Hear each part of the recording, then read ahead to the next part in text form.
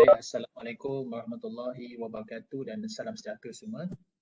So, pada kali ini kita mulakan kelas kita dengan Ummul Kitab Al-Fatihah.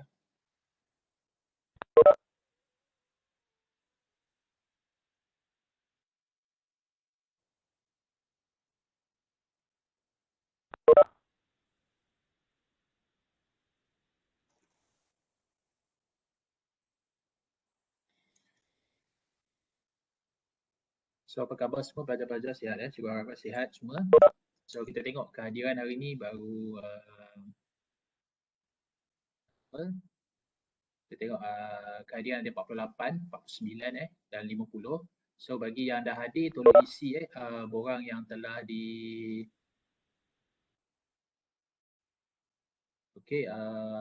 link yang telah diberi oleh Izwan untuk masuk dalam tu untuk isi kehadiran pada hari ini.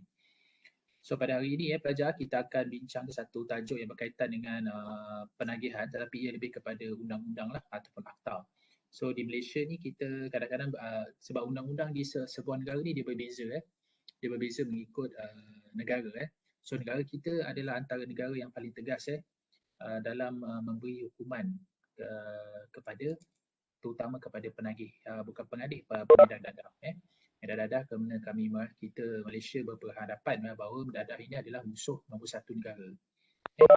Dulu sebelum merdeka, kita melihat bahawa selepas saja kita merdeka, kita isytiharkan bahawa musuh nombor satu Malaysia adalah komunis, kan? Parti Komunis. Dan selepas tu, kita isytiharkan, sampai sekarang kita mengisytiharkan bahawa dadah ini adalah musuh negara nombor satu. Dan kenapa sehingga kini kita lihat statistik masih banyak lagi ada peningkatan penagihan, pengedaran dadah ni masih ada berluasa. Dia berkaitan dengan banyak faktor. Antara satu faktornya adalah berkaitan dengan penguatkuasaan undang, integriti pekerja, integriti pegawai yang menjalankan tanggungjawab. Jadi itu adalah satu sebab. Juga adalah salah satu itu juga merupakan salah satu yang dikatakan sebagai satu faktor kenapa peningkatan itu berlaku. Dan jadi kita melihat bahawa proses untuk menghapuskan penagihan dan pengedaran dadah ni dia perlu dilakukan secara holistik dan komprehensif. Maksudnya semua terlibat dari segi rawatan dan pemulihan, dari segi penguatkuasaan undang-undang, dari segi keluarga, dari segi peranan masyarakat terhadap golongan yang melibatkan dadah. Maksudnya bila kita katakan ini adalah musuh nombor satu negara, maknanya semua terlibat. Dan pendekatan untuk memulih ataupun untuk membasmi dia perlukan holistik daripada semua segi. So hari ini kita lihat kepada peruntukan undang-undang. Kita akan lihat pada undang-undang section. Jadi pelajar hari ini cikgu akan bentang sedikit berkaitan undang-undang secara ringkas Jadi untuk kamu lebih faham macam yang kita telah bincang dan cikgu dah maklum kepada ketua awak Izwan supaya dapatkan 3 artikel. So 3 artikel berkaitan dengan dadah, berkaitan dengan kes dadah. Mungkin kalau kita tak sempat minggu ni kita akan pergi ke minggu depan. So kita akan bintang bagaimana macam kes ni dijalankan. So kita tengok sikit, bagi sedikit ringkasan kajian kes. Contoh kes zaman ni ditangkap dadah. Okay. Apakah hukuman yang dikenakan, apakah section atau akta yang dikenakan dengan kesalahan dia. Jadi kajian kes macam ni supaya kita nampak gambaran dengan lebih menyeluruh bagaimana akta ini diguna pakai kepada pesalah. So hari kita cikgu berhasrat untuk kita bincang dulu berkaitan dengan undang-undang. Okay.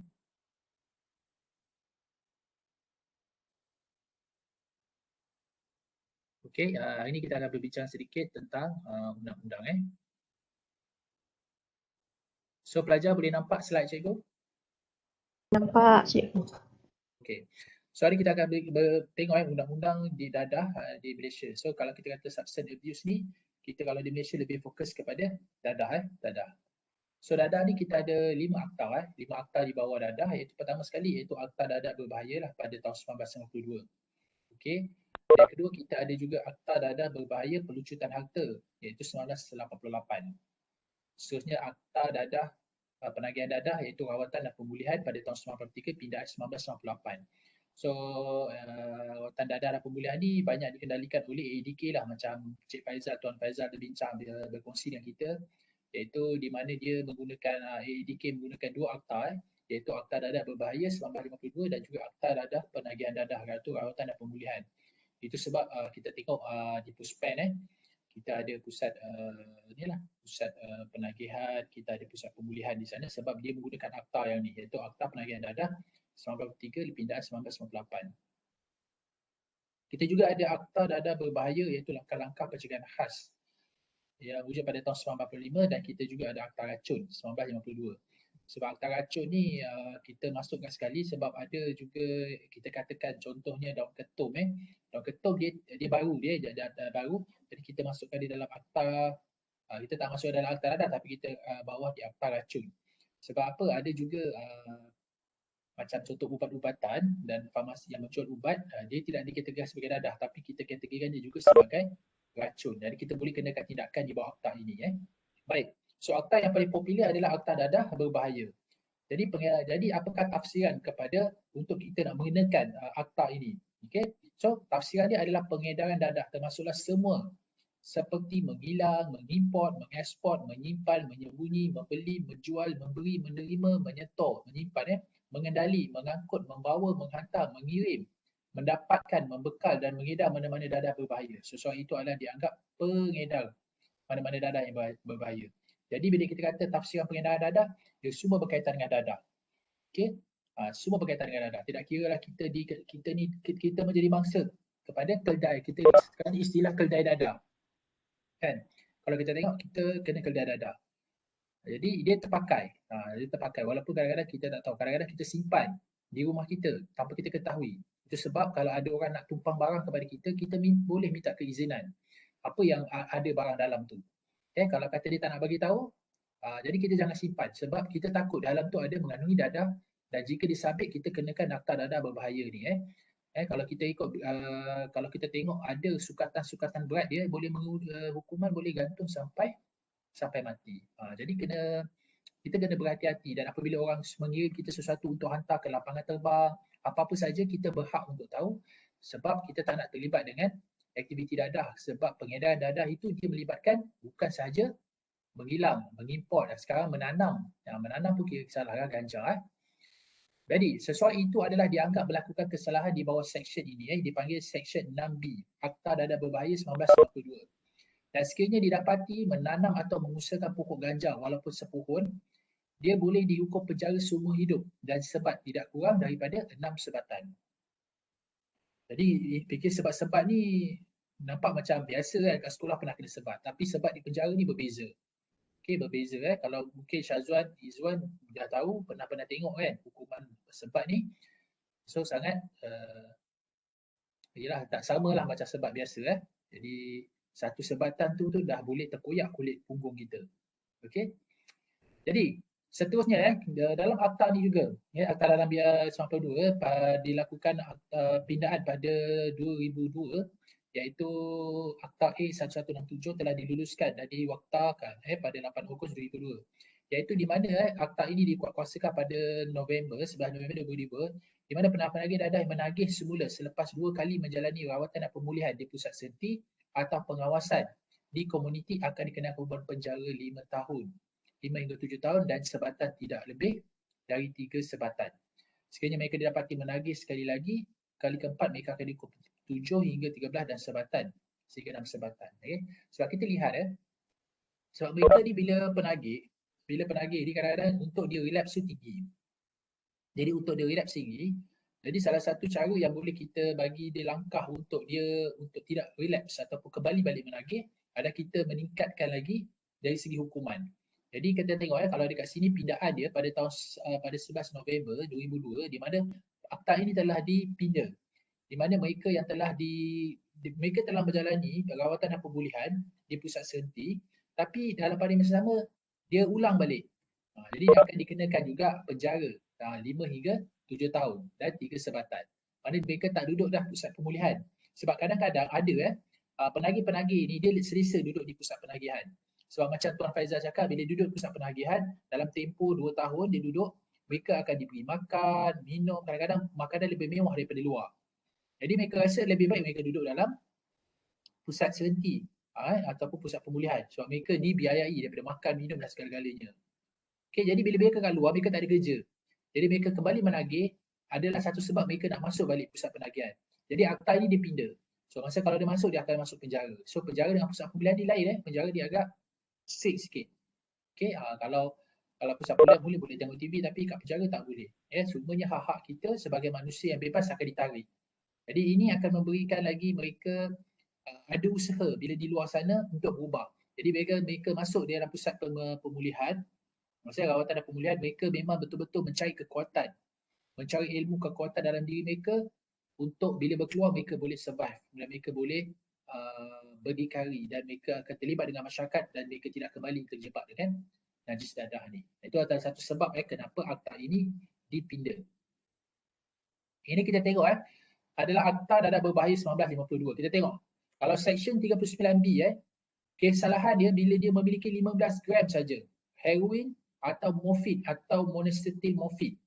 Okey, ini dadah jenis dadah ni kenapa dia sangat berbahaya dalam kelas yang berbahaya sebab dadah ini mudah untuk ketagih. Untuk mengulangi balik dadah ini sangat tinggi. Penagihan untuk menggunakan dadah ni tinggi. Inilah macam morfin, heroin, candu, ganja, kokain dan amfetamin ni adalah dadah jenis yang mudah untuk maksudnya mudah untuk kita menagih. Dia cepat beri kesan pada kita, pada individu bila kita ambil dia. Jadi untuk kita nak mengulangi ketagihan untuk bila kita menggunakan dadah ni, ketagihan sangat tinggi. Jadi itu sebab kalau 15 gram saja atau 100 gram, 4 gram didapati ada dalam kocek kita ke apa saja, dia boleh dikenakan gantung sampai mati. Jadi berhati-hati dengan dadah ni. Jadi hukuman dia adalah mandatory. Mandatory dan gantung sampai mati jika disabit kesalahan.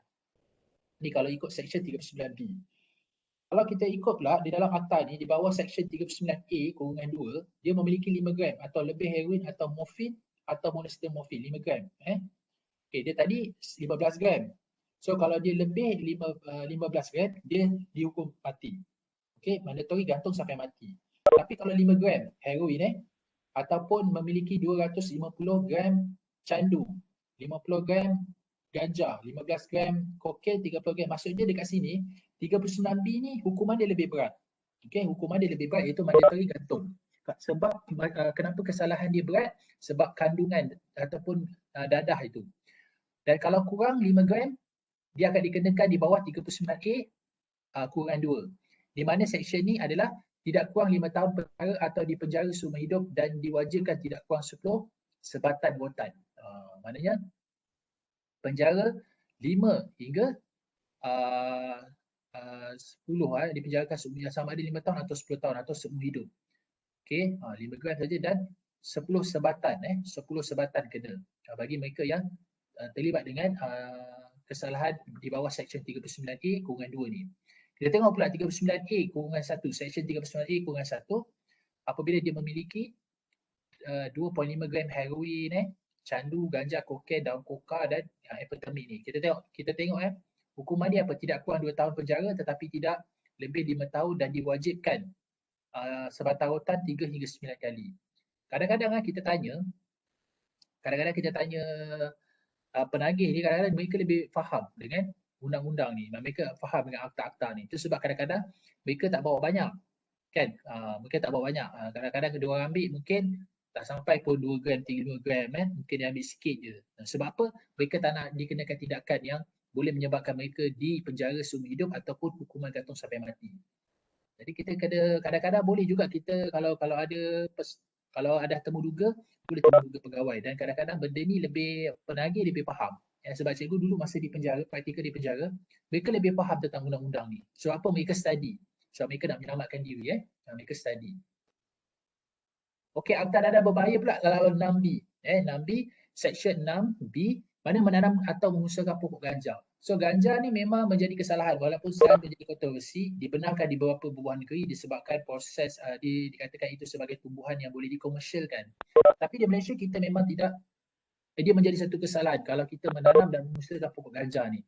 Biasanya penjara seumur hidup dan diwajibkan sebatan hutan tidak kurang 6 kali. Okey. So pokok ganja. Dan kalau 6, Seksyen 6 memiliki kurang 5 gram candu mentah atau daun kokar atau ganja atau pokok popi atau biji ganja dari popi. So pokok popi masuk penjara tidak lebih 5 tahun dan denda tidak lebih 20,000 atau kedua-duanya sekali. Ini kalau dia ambil candu. Candu dia kurang 5 gram.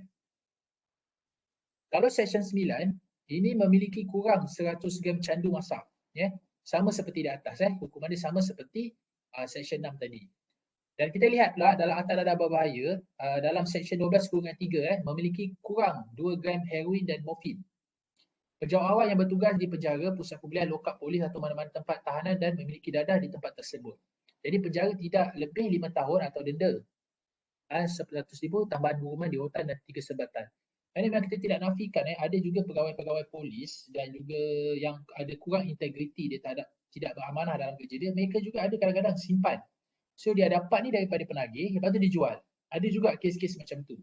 Dan pejawat yang bertugas dekat sini juga dikenakan sama saja tindakan dia, dan lebih malang lagi dia tidak diteruskan perkhidmatan dia dalam perkhidmatan awam sebab sudah hilang integriti dia.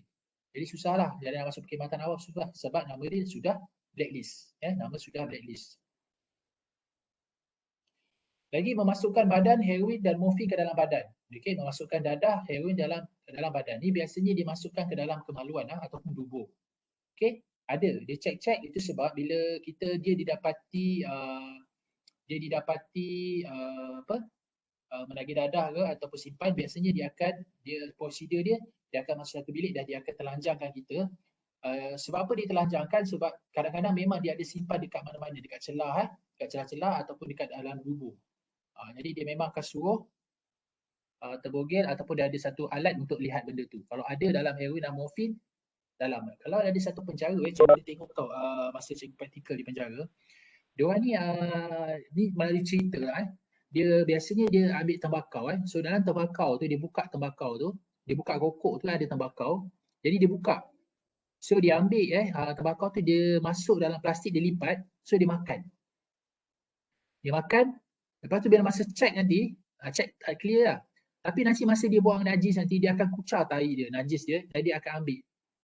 Nampak tak? Macam tu sekali macam tu sekali untuk dapatkan tembakau tu. Dia sanggup Dan ada juga kadang-kadang kita tengok ada yang macam wadah penjara yang tidak berintegriti, meletakkan rokok di dalam stokin.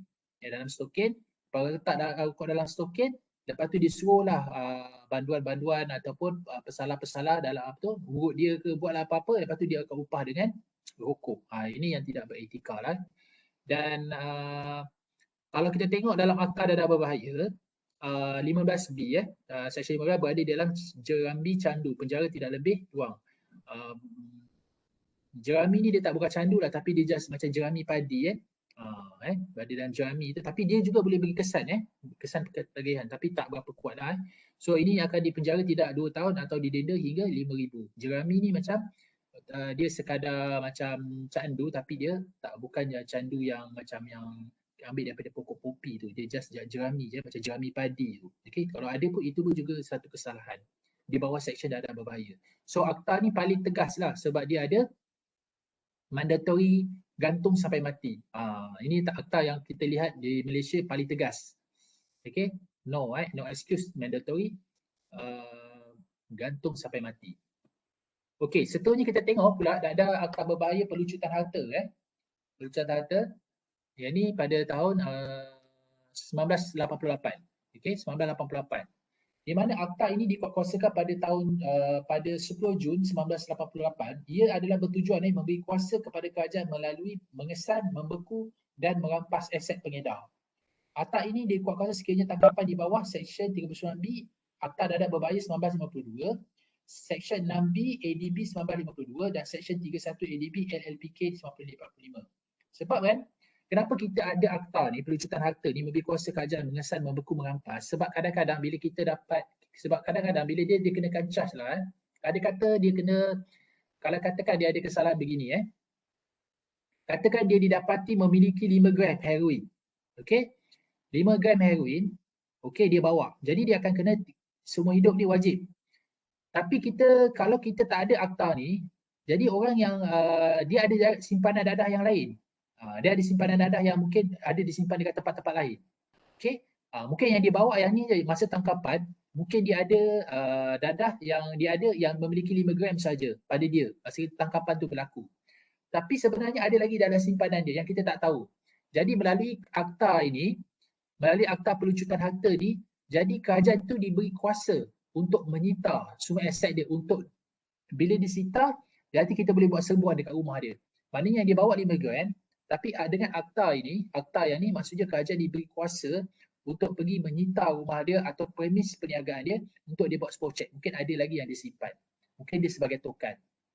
Jadi biasa kalau tertangkap je dadah ni, tidak mustahil rumah akan disita, semualah akan disita. Dia akan cari, dia akan geledah semua rumah kita untuk memastikan bahawa tiada sisa saki baki dadah lagi.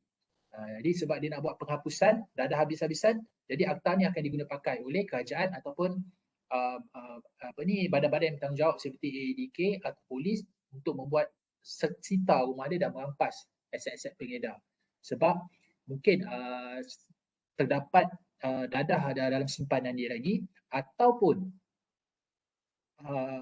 dia beli barang tu dengan duit pengedaran dadah tadi. Ini yang penting dalam Akta Dadah Bahaya Pelucutan Harta 1948. Seterusnya kita tengok Akta Penagihan Dadah, Rawatan dan Pemulihan, di mana dipindah pada tahun 1983 dan 1998.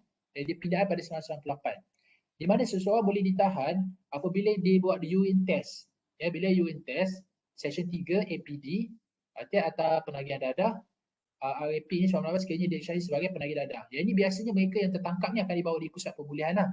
Seperti Puspen. Biasanya mereka akan kena kantoi apabila mereka dibuat ujian air kencing. Urine test. So bila mereka buat urine, apabila kita buat urine test ataupun ujian air kencing, dapati positif dadah. Jadi dia kena tangkap. Okey? Kena tangkap untuk dibawa ke pusat rawatan apabila mahkamah putuskan untuk masuk ke mahkamah. So setelah disahkan oleh magistrate, jadi perintah ini menurut Seksyen 61 sama ada penagih tersebut menjalani rawatan dan pemulihan di pusat pemulihan selama 2 tahun dan kemudian menjalani pengawasan selama 2 tahun. Maksudnya 2 tahun rawatan, so selepas keluar daripada rawatan 2 tahun pemantauan polis. Okay. Jadi diletakkan di bawah pengawasan seorang pegawai dalam lingkungan 2 hingga 3 tahun. So dalam 2-3 tahun tu, selepas keluar daripada pusat pemulihan, mereka ni akan dipantau oleh seorang pegawai yang telah dilantik lah. Ini Akta Penagihan Dadah, Rawatan dan Pemulihan. Yang ini biasanya akta ini digunakan oleh AADK lah. Di Puspen, macam Tuan Faizal cakap, di Puspen dia menggunakan akta ini. Seterusnya adalah yang keempat iaitu Akta Dadah Berbahaya, Langkah-langkah Pencegahan khas. Khas. Yang ini kategori orang yang boleh ditangkap di bawah ini adalah akta seperti berikut. So siapa yang ditangkap dalam akta ni? So yang pertama adalah orang yang ditangkap di bawah Seksyen 39B ADB 95 1952. Apa itu ADB? Akta Dadah Berbahaya. Dan dibebaskan oleh mahkamah kerana kekurangan bukti untuk dituduh di mahkamah. Okey. Jadi dia di-charge mula-mula individu ni di bawah Seksyen 39B Akta Dadah Berbahaya 1992. Tetapi disebabkan kita tak ada bukti, maka mereka ada lagi satu Akta Dadah Berbahaya, Langkah-langkah Pencegahan khas. Okey. Okey. Orang yang disyaki dan dikenal pasti terlibat dalam kegiatan pengedaran dadah melalui proses pengumpulan maklumat, percakapan, risikan saksi-saksi yang berurusan secara terus dengan seseorang itu. Jadi kita boleh juga kalau kita tak kekurangan bukti, mula-mula kita tangkap individu ni. So di bawah seksyen ni, tetapi disebabkan kekurangan bukti, dia tak terlepas. Jadi orang yang disyaki dan dikenal pasti terlibat dengan kegiatan pengedaran dadah melalui proses pengumpulan maklumat, percakapan, risikan saksi-saksi yang berurusan secara terus dengan seseorang itu. Jadi sesiapa yang berurusan dengan dia juga akan terlibat. Ini nak bagi tahu kita nak cuba membantas dadah habis-habisan. Kita nak cari sampai ke orang kata sampai sisa-sisa lah supaya tidak terlepas. Okey. Dan ini kita nak cari. Ini akta dadah dia. So antara langkah-langkah ni mereka yang terlibat ni mereka tak boleh duduk senang lah. Sebab mereka telah di-charge tapi bila kekurangan bukti dibawa ke mahkamah mereka lepas. Tapi mereka akan di-charge pula akan dikenakan dengan Akta Dadah Berbahaya ni langkah-langkah pencegahan khas ni. Okey. Jadi seseorang yang ditangkap di bawah akta ini ditahan tidak melebihi 60 hari. Tidak melebihi 60 hari maksudnya tidak lebih daripada 2 bulan di bawah Seksyen 31 Akta Dadah Berbahaya langkah-langkah pencegahan khas 1952. Dan dia tidak dibicarakan di mahkamah tapi dia ditahan dalam masa 60 hari. Jadi dalam masa 60 hari itu apa yang berlaku sebenarnya kepada ni? Pertama, siasatan dia ada proses siasatan di situ. Di mana laporan siasatan dibuat oleh pihak polis dan dihantar kepada siasatan. So, pegawai siasatan akan mengesahkan bahawa orang yang disyaki itu benar-benar terlibat dalam kegiatan pengedaran dadah. Laporan siasatan polis dan laporan pegawai siasatan dikemukakan pada Menteri Dalam Negeri dan Menteri akan menimbangkan kedua laporan dan membuat keputusan untuk mengeluarkan perintah tahanan, perintah sekatan dan terhadap orang tersebut. Nampak So, mereka yang tidak ada bukti, mereka tidak lepas macam tu. Mereka akan ditahan 60 hari di bawah seksyen ni. So, dalam masa 60 hari tu, mereka ditahan. So, polis akan buat siasatan dan buat kerja untuk pastikan bahawa dia betul-betul tidak bersalah. Tidak bersalah. Okey. Itu dia. Jadi seterusnya, kita ada Akta Racun. Okey, Akta Racun 1992. Okey, tujuan akta ini diwujudkan ialah mengawal pengimportan, pemilikan, pengeluaran, penjualan, penggunaan racun dan penjualan semua jenis ubat-ubatan yang disenaraikan. Sesiapa yang didapati bersalah di bawah akta ini akan diambil tindakan di bawah Akta Racun 1992. So, Akta Racun ni kadang-kadang terlibat juga pakar kosmetik. Kan dia letak merkuri yang tidak dibenarkan. Jadi dia akan termasuk dalam akta ni. So, dia jual ubat-ubatan, jamu-jamu yang mengandungi racun akan dikenakan di bawah akta ini. Okey. Inilah hukuman sebat yang dikenakan terhadap penagih. Apa tu kopek ini ada berapa ni? 1, 2, 3, 4, 5 6. Ada 6 sebatan. Okey, dikenakan kepada penagih. Okey, ini adalah buku rujukan yang cikgu gunakan terbitan Agensi Anti Dadah Kebangsaan Malaysia. Okey. Okey, itu saja, slide dia tak panjang So cikgu bagi masa 5 minit. Kita akan mula balik pada 11.35. Pelajar-pelajar nanti bentangkan sikit kajian kes. Kita mula dengan kumpulan 1 dulu. Okey, kumpulan 1 akan bentang sikit kajian kes kita ambil 2 dulu kajian kes. Lepas tu kita tengok apa yang berlaku So kumpulan 1 boleh bersedia. Okey, kumpulan 1 boleh bersedia untuk bentangkan sikit. Semua kumpulan akan kena, tapi hari ni kita ambil dulu kumpulan 1 dan 2. Okey. So kita berhenti jap 5 minit, 11.35 kumpulan 1 bersedia dengan 2 kes dan juga hukuman dia. Boleh Ambil 5 minit, kita rest dulu. Lepas tu terus kumpulan 1 bentang. Baik, kumpulan 1, siapa yang akan bentang kalau tidak keberatan? Okey. Kumpulan 1 boleh respon siapa yang akan bentang? Saya bincang dulu So lagi 5 minit nanti awak bagi keputusan.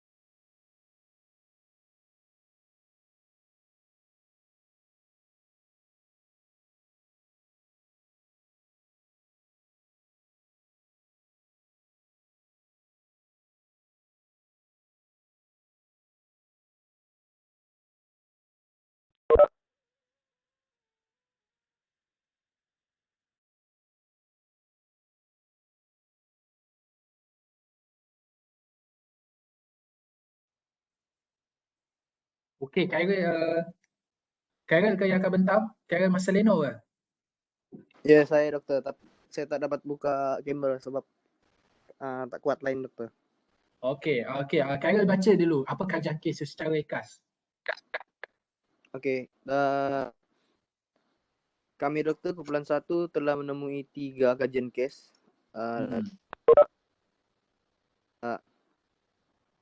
Metro Okey. yang bertajuk drama penagih dada rayu tak ditangkap. Okey, ceritakan sikit. Dalam artikel ni ADK telah membuat operasi perdana dan dijalankan selama 5 jam dan terdapat 11 orang yang positif, dan diantaranya lelaki berusia 37 tahun ini dia mengakui telah mengambil dada sejenis morfin dan pernah dikenakan hukuman penjara serta 10 kali sebatan dan diantar pemulihan sebelum ini atas kesalahan yang sama. Dan begitu juga dengan yang lain. Dan operasi perdana ini dijalankan selama 20 hingga 24 November. Sepanjang operasi itu 86 individu lagi ditahan dengan 83 daripada mereka positif. Nah, itu untuk yang pertama lah dokter. Cikgu. Boleh tak awak ceritakan apakah hukuman yang dikenakan dan dikenakan disampaikan di bawah seksyen mana? Mereka ni dikenakan dalam Takta Penagih Dada Rawatan dan Pemulihan 1983. Itu yang untuk pertama lah dokter. Yang artikel yang kedua pula ialah dada dalam lokap 9 polis antara 10 ditahan. Ini soal tentang integriti lah macam dokter cakap tadi. Di sini penangkapan ini disusulkan dengan tindakan Jabatan Siasatan Jenayah Narkotik JSJN IPD Kota Tinggi yang telah membuat ujian saringan air kencing ke atas 16 banduan daripada penjara Uluco yang ditahan di lokap. Dan dalam ujian itu 5 tahanan positif dada jenis metamfetamin dan disiasat mengikut Seksyen 15(1)(e) Akta Dada Berbahaya ADB 1952. Dalam sini seramai 21 banduan yang positif dan semuanya warga tempatan yang berlingkungan 20 hingga 45 tahun. Dan mereka ini pula disiasat mengikut Seksyen 15(1)(e) Akta Dada Berbahaya 1952. Maafkan saya. Lepas tu kertas siasatan pula dibuka di bawah Seksyen 39B ADB 1952, Seksyen 39E 1 ADB 1952 dan Seksyen 6 ADB 1952 untuk membolehkan siasatan lanjut dijalankan lah. Ini untuk yang kes kedua. Dan mereka ini pula dikenakan dan seorang anggota polis dikesan positif mempunyai satu rekod kesalahan lampau pada 2017 di bawah Seksyen 395 Kanun Keseksaan Samun Berkumpulan. Maksudnya polis tu pun terlibat dengan samun berkumpulan ke? Ya, salah satu. Okey. Macam mana boleh lepas saja jadi polis kan? Itulah. Lepas tu jurnal yang ketiga ialah jurnal ini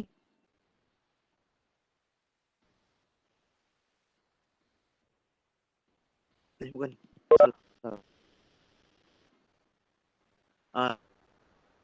ini tahan bekas banduan rempu polis bersama dada. Jurnal yang ini pula seorang lelaki ini dia merempu polis ketika cuba melarikan diri dengan pemandunya membawa Pro 2 Myvi.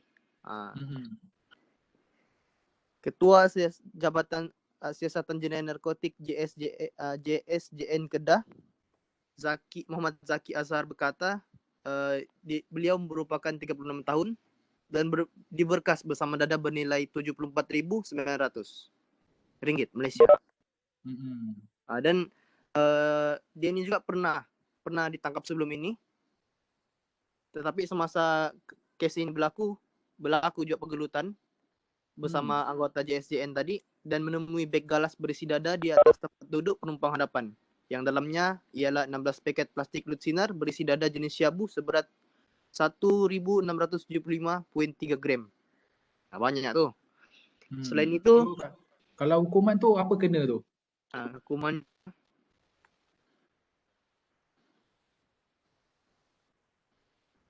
dia Apa?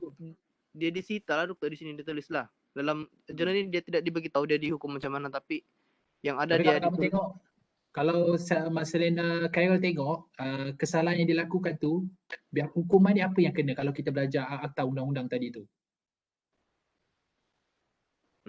boleh digantung-gantung saja doktor. Digantung sampai mati kan? Iya. So digantung sampai mati tu dia di bawah section mana? 39B Akta Dada Berbahaya. Maknanya Yang kalau biasa.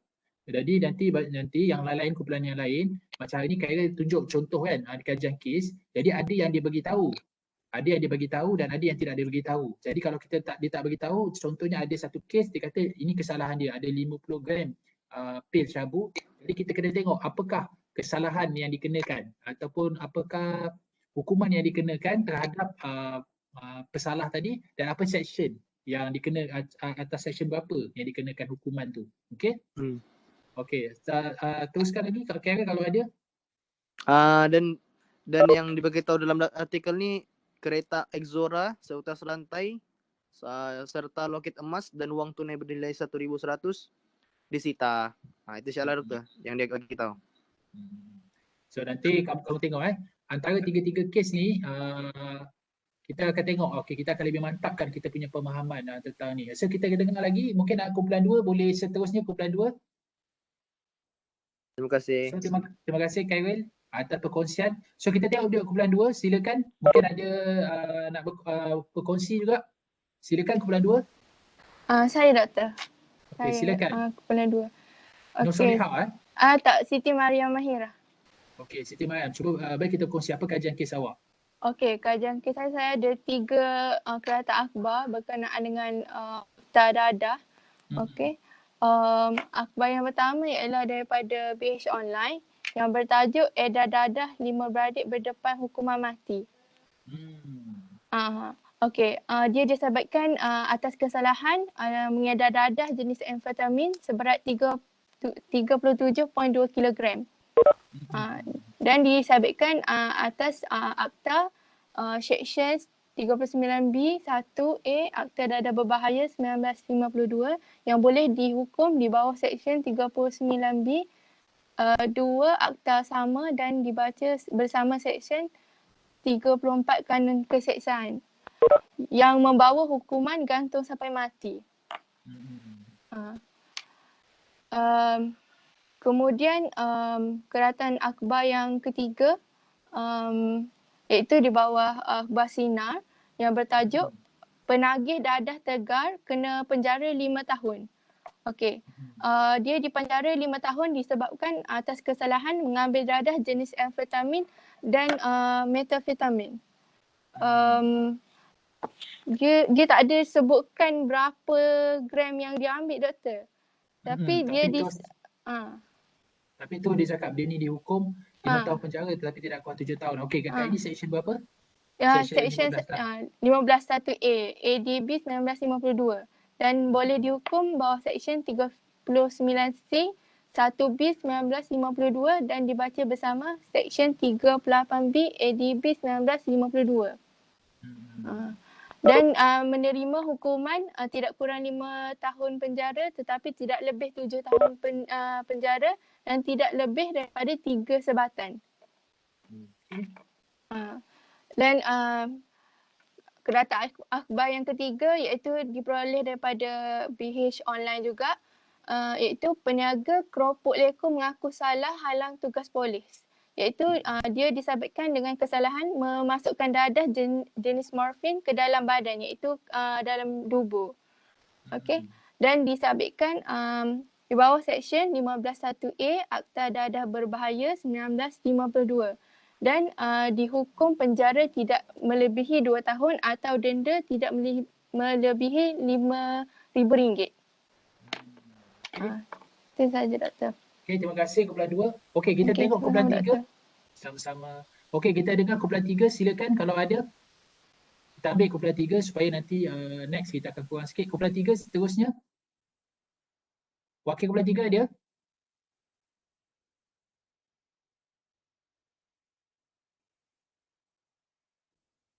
Sila. Ada kejap nak cari kawan untuk share slide. Okey, Jap. okey.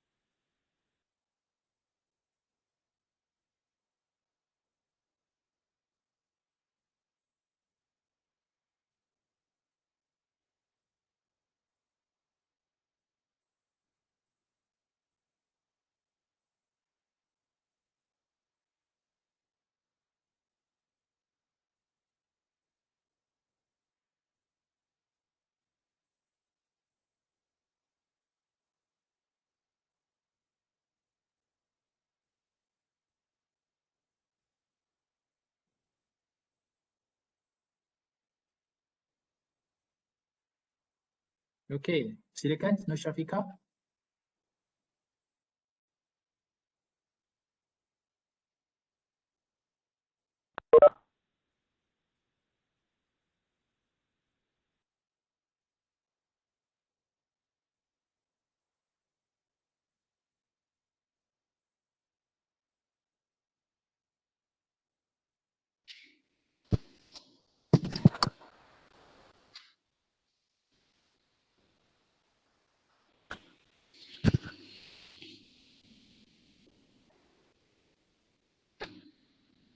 Seterusnya.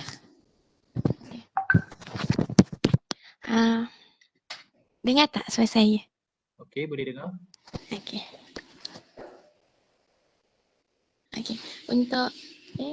Untuk yang pertama, Aina yang pertama dulu Aina.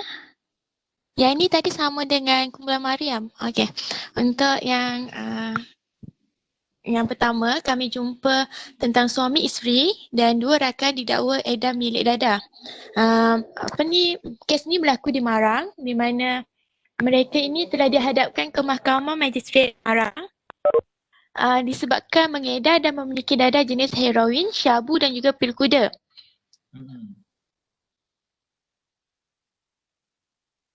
Mereka ini didakwa di bawah Seksyen 39B 1A Akta Dadah Berbahaya 1952 dan dikenakan hukuman yang sama dan boleh membawa hukuman mati atau penjara seumur hidup, dan jika tidak dikenakan hukuman mati, tertuduh akan berdepan dengan hukuman sebatan tidak kurang daripada 15 sebatan jika disabit kesalahan. Selain itu, salah seorang daripada mereka ini berdepan dengan 10 lagi pertuduhan mengedar dan memiliki dadah, manakala 3 lagi dihadapkan di atas pertuduhan memiliki dadah sahaja. Okey, seterusnya.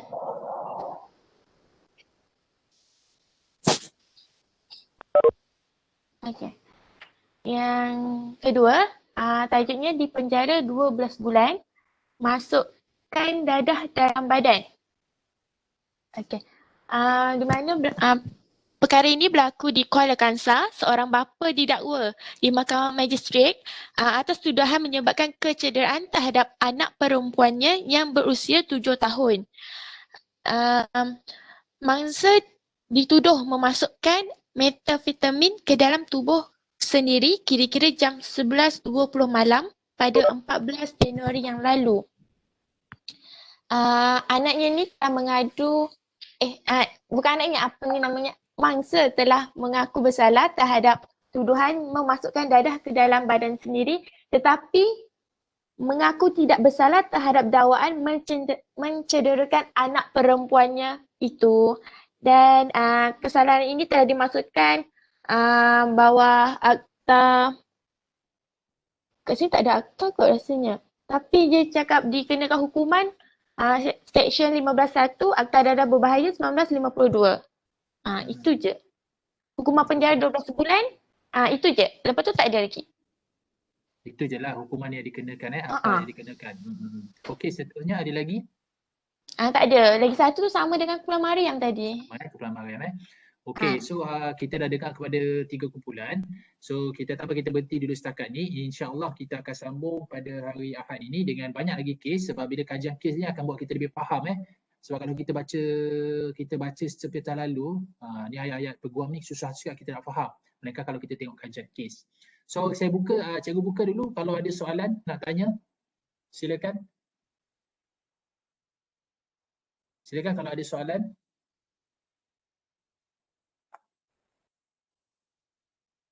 Cikgu nak tanya. Pasal seumur hidup tu dia macam kalau 22 tahun umur, 20 tahun penjara Seumur hidup Seumur hidup tu sampai seumur hidup. Nanti yang ini akan dijelaskan. Izwan mungkin boleh bantu Izwan. Cikgu yang ni boleh cikgu. Okey, kalau seumur hidup tu macam mana hukumannya tu? Kalau sebelum ni seumur hidup 20 tahun, tapi tahun ni saya lupa, dia naikkan kepada 30 tahun cikgu untuk seumur hidup. So bukan seumur hidup maksudnya sampai dia mati Kalau sampai mati tu dipanggil hukuman seumur hayat cikgu. Okey, seumur hidup maknanya 30 tahun. Kalau seumur hayat maknanya dia sampai habis hayat dia lah. Ya, sampai habis hayat cikgu. Okey, faham. Sebab cikgu kadang ada juga orang tanya apa beza seumur hidup dengan seumur hayat. So hari ni jelas lah. So seumur hidup maknanya 30 tahun. Seumur hayat maknanya sampai hayat, sampai gantung sampai mati. Nak tanya bila gantung sampai mati tu dia ada tempoh tak duduk di penjara? Ke bila kena hukumannya terus dia hukum sampai mati, Zuan? Biasanya Mahkamah Tinggi akan jatuh hukuman gantung sampai mati. Jadi bantuan tu dia ada proses untuk merayu. Maksudnya dia akan pergi ke Mahkamah Rayuan, seterusnya pergi ke Mahkamah Persekutuan dan akhir sekali pengampunan agung lah cikgu. Maksudnya tempoh masa tu paling awal 5 tahun, paling lama 10 tahun cikgu biasanya. Maknanya dalam tempoh dia nak hukuman gantung sampai mati tu dia ada 5 tahun tu tempoh dia lah untuk dia proses lah. Dia bergantung kepada pihak peguam bela cepat atau lambat dia respon kes tu. Okey. Maknanya kalau dia dah kalah dengan Yuan, maknanya memang hukuman akan dijalankan lah. Ya, kalau macam contoh Mahkamah Tinggi jatuh hukuman, lepas tu dia akan fight merayu ke Mahkamah Rayuan. Lepas tu kalau Mahkamah Rayuan kekalkan hukuman yang sama, dia akan pergi ke next Mahkamah Persekutuan. Maksudnya dia akan bersidang di hadapan 5 hakim. Sekiranya kalah juga, dia akan ada satu lagi proses iaitu dipanggil lembaga pengampunan. Maknanya dia akan kumpulkan agung lah cikgu untuk dia merayu. Lepas tu sekiranya hukuman dia ditolak juga, maknanya proses gantung tu akan berjalan cikgu. Kalau dia dah buat rayuan, agung pun tak bagi pengampunan, mana teruslah dalam masa 5 tahun tu lah. Dia contohnya 5 tahun ke 10 tahun cikgu biasanya kes ni. Okey. So itulah ada benda-benda perundangan ni cikgu kurang jelas. Jadi kalau yang terlibat dengan setting tu, dengan film mungkin dia boleh jawab dengan lebih jelas sebab dan kadang-kadang undang-undang ni dia boleh berpindah kan, ada pindahan-pindahan yang kita tak up to date lah. So itulah sedikit tentang dadah dan juga akta session dia. So insyaAllah kita akan sambung balik. InsyaAllah kita akan sambung minggu depan hari Ahad pagi. Kita akan tengok lagi kumpulan-kumpulan seterusnya untuk kita bentangkan kajian kes untuk kita lebih faham dan kita boleh bagi maklumat lah kepada masyarakat bahawa bukan saja dadah ini bukan saja bahaya tapi dia boleh juga melibatkan individu dan keluarga dari segi peruntukan undang-undang. Baik pelajar, kalau tidak ada kita tamat kat sini, kita tunda dengan tasbih kifarah dan surat as dan have a nice day untuk semua.